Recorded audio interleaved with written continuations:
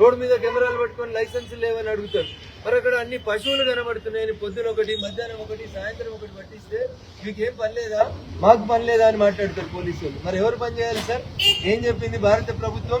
అందరు డీజీపీలకు వచ్చినటువంటి లెటర్ లో ఇంత స్పష్టంగా ఉంది. Not only cows, camels and other animals అని కూడా ఉంది.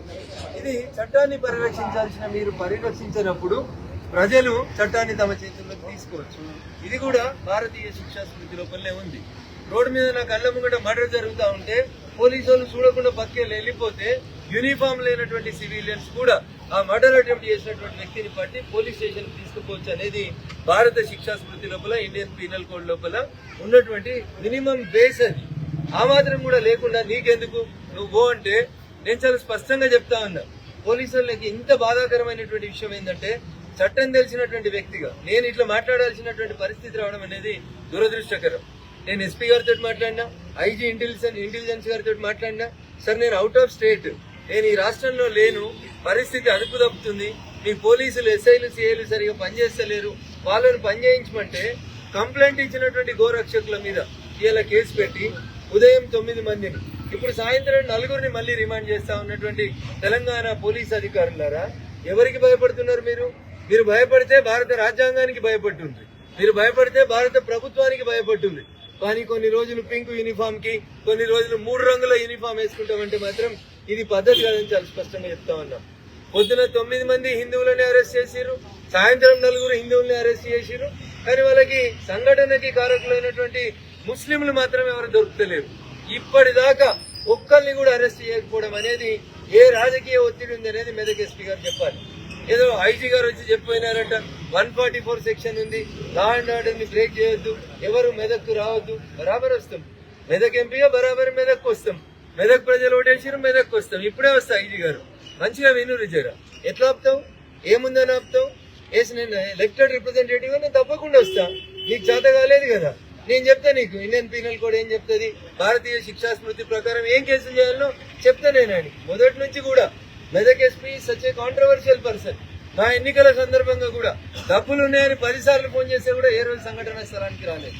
ఆ రోజు టీఆర్ఎస్ పార్టీ నాయకులు అడుగులకి మడుగులు వచ్చిండు, ఇలా కాంగ్రెస్ పార్టీ నాయకులు అడుగులకి మడుగులు వచ్చుతా ఉన్నాడు.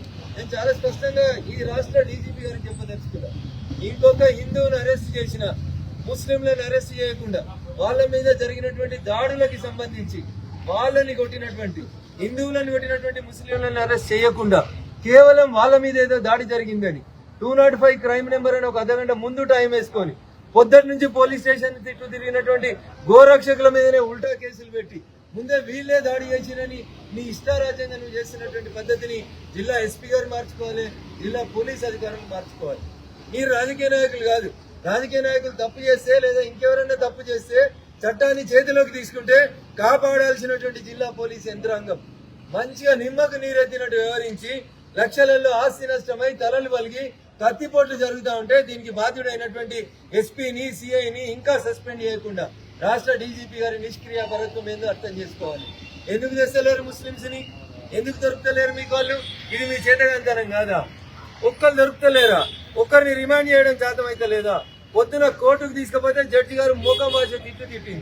కనీసం ఊండ్ సర్టిఫికెట్ లేదు, దెబ్బలు ఎవరికి తాకినాయో కనీసం ఓపీ ఏడో ట్రీట్మెంట్ తీసుకుంటుండో లేక నీకు నచ్చింది కదా అని 307 పెడతా, నా చేతిలో పెన్ను పేపర్ ఉందని ఎఫ్ఐఆర్ రాస్తా అంటే పోలీసులు కూడా జవాబు చెప్పాలని సుప్రీంకోర్టు చెప్పింది.